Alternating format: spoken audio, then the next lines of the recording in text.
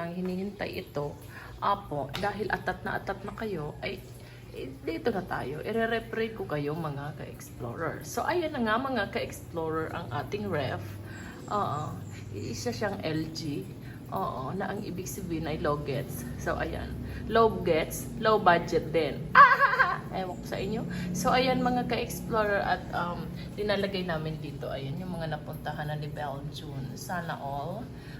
At pangarap ko din mga ka-explorer na makapunta din dyan. Pero syempre, nakapunta na akong Pilipinas.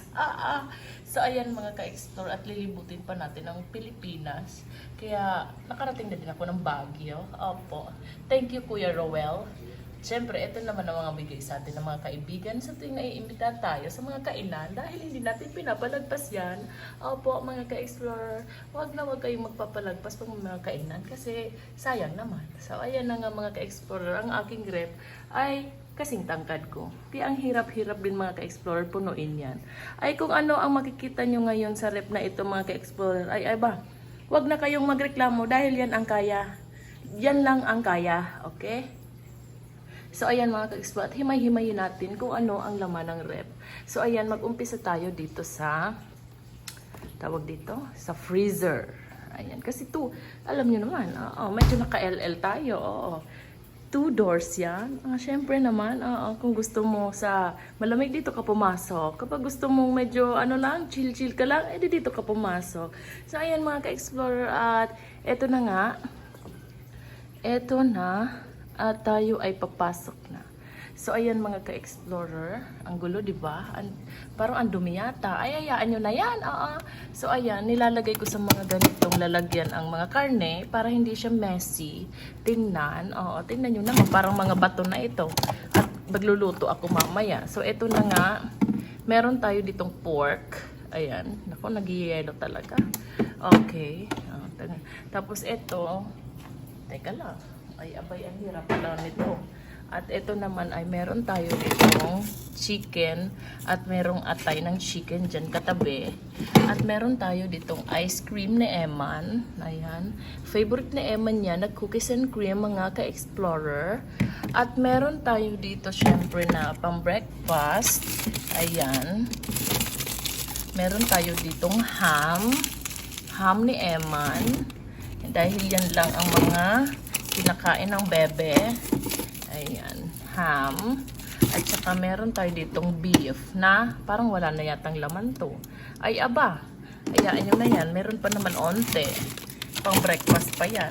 Sayang pa yan. Pang tapa yun mga ka-explorer. Pwede pa yun. Paano na to? Ayan, ipasok na natin. Ano ko ba yun? Ito. Ayan. Tapos, meron tayo ditong bologna. Wala ako ditong longganisa dahil antayin ko muna yung longganisa from Kuya Roel. Kasi ang alam ko, magpapadala siya sa akin ng longganisa. Sana, So, ayan, mga ka-explorer, meron din tayo ditong bacon. Ayan. At kung ano-ano pa dyan, may mga hotdog dyan sa ilalim. Tsaka merong burger patty. At saka dito naman mga ka-explorer ay meron tayong fries na unti na lang. Ayan, isang salang pa to sa natin. May fishball. Ayan. Dito kami nag-grocery sa LCC Great Buys. Ayan. So ayan, medyo nakakamura. At ito yung ham pa ito ng Pasko. Hindi pa nauubos. Ayan. Tapos, meron tayo ditong ice candy. Ayan, ang iksi, no? Ang iksi lang ng ice candy. So, ipasok na natin. Yan lang. Siyempre, meron tayo ditong ice. Ayan, ice. Dito. Ganyan mo yan. Tapos, may ice na dyan na lalabas. So, tama na yan. Yan. Okay. So, ayun. At dito naman tayo sa baba, mga ka-explorer. Charan! Ayan. So, eto na nga. Meron tayo ditong mga chocolates. Alam nyo naman kung saan galing to. Ang mga laman nitong mga chocolates, yung mga binigay sa akin nung Teacher's Day. Ayan po sila. Meron tayong mga pa-heart. Tapos meron tayong Ferrero. Tapos sa ilalim yung mga ganito. Madadami pa yung maliliit na mga candies nandyan para pag may mga bata na pumupunta dito, meron silang kukunin. At kahapon nga ay pinamigay ko na yung iba niyan kasi napupuno na yung ref ko. At saka hindi naman po kami ni Eman masyadong mahilig kumain ng mga matatamis. Okay. So meron din tayo ditong kimchi. Ayan, ang sarap nito. Binibili ko to doon sa basta doon yung sa Korean store. Ayan. Yan, sarap-sarap ng kimchi na yan. Ayan. Bago pa lang yan nabili kaya madami pang laman. Ayan, tumutunog na, nag-a-alarm na siya. At ito naman yung Coke ni Eman. Nabihira lang din naman. Kaya tingnan nyo, ang liit lang ng binibili ko. Kasi pang wala lang yan ang inggit sa katawan niya pag kaminsan. So ayan, ito yung mga binabao ng Eman ko. Meron tayong ditong Zesto, Chucky, tapos merong ito na milk. Ayan. Tapos may Dutch mill dito. Tapos fresh milk dito. Tapos meron din tayong mga pineapple juice doon. Tapos ito yung linalagay ko to sa ano niya, sa tawag dito, yung sa oatmeal. Tapos yung sa Coco Crunch. Ayan. Tapos ito naman mga milk tea ng C2. Ayan, gustong-gusto yan ni Eman. Pero paminsan-minsan ko lang yan sa kanya pinapabaon kasi bad naman yan sa health, di ba? So nag-a-alarm mga ka-explore ang aking ref dahil kapag overly ano na siya, over nang na-open ay nag-a-alarm siya. Kaya sabi niya, i-close mo na ako, madam. So ayan mga ka-explorer, at eto meron tayo ditong tinapay. Gardenia lang ang aking tinapay dahil yan lang ang gusto ni Emma na tinapay. Tapos meron tayo ditong hindi ko alam ang tawag dito. Ayan, bigay lang ito sa akin nung piyesta. Naalala nyo? Oo, yan. Mayroon pa. Ayan. So, ito naman ang piyaya na favorite ko. Ube flavor. Ayan, gustong gusto ko to. Tapos, meron tayo ditong cheese buns. Ayan, cheese buns. Ayan, pag gusto kong mag-merienda, meron tayo dyan. Tapos, ito may chicharon dyan na inuunti-unti ko, pampaano lang minsan, pampawala ng umay. Ayan po. Tapos dito naman sa baba, ay meron tayong kamatis. At merong mali na hindi maubos-ubos dahil kami lang ni Emma na nagbe-breakfast. Siyempre may water. At siyempre may buko juice. Ayan. At dito naman sa ilalim mga ka-explorer, ay merong eto, toyo. Sabi dito, fruit and vegetables daw ang ilalagay. Pero ang nilalagay ko dito, toyo. Dahil wala pa akong nabiling mga vegetables. Hindi pa ako nakakapag-market mga ka-explorer. At dito naman ay meron nga tayong 4 na egg. Ayan, 4 na lang ang laman ng egg. Pero okay lang yan. Bili na lang tayo sa market. Tapos dito, yung mga cheese na pinapalaman ni Eman sa tinapay. At nandito yung gamot sa ubo niya. Sabi ng doktor niya, yung pedya niya, ay sabi ay kapag walang ubo si Eman, ilagay ko lang daw ito sa ref. Hindi naman daw ito naaano, sabi ng kanyang doktor. Okay, so ayan. Dito naman sa kabila, meron pa tayong graham na hindi naubos nung Pasko, kaya nandyan. At ito naman ay mga pang ano-ano, kung ano, may tomato paste nga dito. Ewan ko ba kung bakit nandito to. Tapos ito may juice.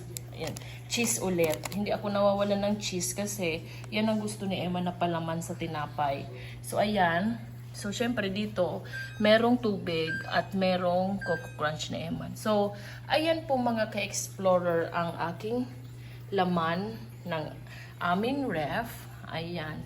Hindi po ako nagpapa-empty ng ref. Kahit konti lang dahil si Eman nga po ay kung ano magustuhan niya, bubukas lang siya sa ref, hindi na natawag sa akin kapag busy ako, kukuha na lang siya dyan. Ayan po. So ayan, kumukuha na lang si Eman ko ng mga food niya dyan sa ref na iyan. So, aside from ref raid, ay dadalhin ko din kayo mga ka-close na natin kasi kanina pa to alarm ng alarm. So, ayan. Ayan ang aking ref mga ka-explorer. At syempre, meron tayo ditong water dispenser. Hindi ako naglalagay ng tubig na marami sa ref kasi hindi naman kami umiinom ng malamig. Kapag pumupunta lang dito sila Ma'am Abigail, sila yung umiinom ng malamig na water. So, ayun po. Aside from dito sa ref, ipapakita ko din sa inyo yung mga laman ng cabinet na isa kung saan ang laman ay mga baon ni Eman. So, tara! So, eto na nga mga ka-explorer, yung isa pang cabinet na pinaglalagyan ko ng iba pang mga stocks. So, ayan mga ka-explorer, meron tayo ditong mga Ovaltine, tapos may Milo, tapos may nakatiwangwang na, na cup. Ayan, yun na yan dyan, ayan, nagalit. So, ito, at meron tayong pancake na hindi ko malaman kung bakit pag nagagawa ako niyan, ay hindi ko naman na nagaganito. Paano ba gawin yan? Ay, aba, pag ginawa ko na sabi ni Eman, is it a pancake, mommy? It's so disgusting, ganyan. So, piniperfect ko pa mga ka-explorer yan. Ewan ko ba at hindi ko naman magawa-gawa ng tama. Tapos, itong mga ka-explorer at meron tayo ditong honey, hinahalo dyan. At kapag naman ay may sipon si Eman, ay pinapainom ko to sa kanya. Opo. Tapos, meron tayo ditong spicy mayo. Sarap nito, try nyo. Sarap nito sa tinapay. Siyempre, sa tinapay, alangan saan. At meron tayo ditong UFC ketchup. Ang laki, no? Di naman kami mahilig sa ketchup, mga friends. At eto, meron pang mga cocktail. At pwede pa tayo magsala dahil dyan sa mga likod na iyan ay madami pang mga dilata dyan na pwedeng panghalo sa salad. So, ayan po, mga ka-explore. Meron pa tayong pansit dyan sa likod. At pwede tayong magmerienda. Opo. Ay, ito pala ay nasa 3rd floor. Ito ang nasa 2nd floor. Ayan. Huwag nyo napansinin yung isang bote dyan, ha? Okay. So, ayan mga ka-explore. Meron tayo ditong coffee. Ito ang kinakape ko dahil sugar-free. Ang kaso ngayon ay binawal muna sa akin ni Doc Sheena ang pag-inom ng kape. So, wag na muna dahil sumasakit ang ating tiyan. So, dito rin ang ating pansit canton. Ayan. Konti lang yan kasi hindi naman pwedeng palaging kumakain ng mga ganyan. Pagka nagmamadali lang ako at mabilis lang maluto, syempre, ayan. Yan ang linuluto ko kapag na tayo sa oras. So, ayan mga ka-explore. At ito nga ang favorite ni Emma na baon sa school. Waffle, tapos bread pan. Ayan, gustong-gusto ko na pinapabaon kay Emma tong bread pan kasi hindi masyadong matamis. At saka meron pa dito. Ayan. Yan ang mga binabaon niya sa school. Pero minsan, ginagawan ko kasi siya ng mga sandwich. Ayan, kapag may time si mami, nagagawan ko pa siya ng sandwich kasi mas yun ang gusto niya. Tapos yung lalagyan ng cheese, tapos yung peanut butter. Yun lang ang ni baby, gusto niyang palaman. Peanut butter tsaka cheese. So ayun mga ka-explore. At dito tayo sa ground floor.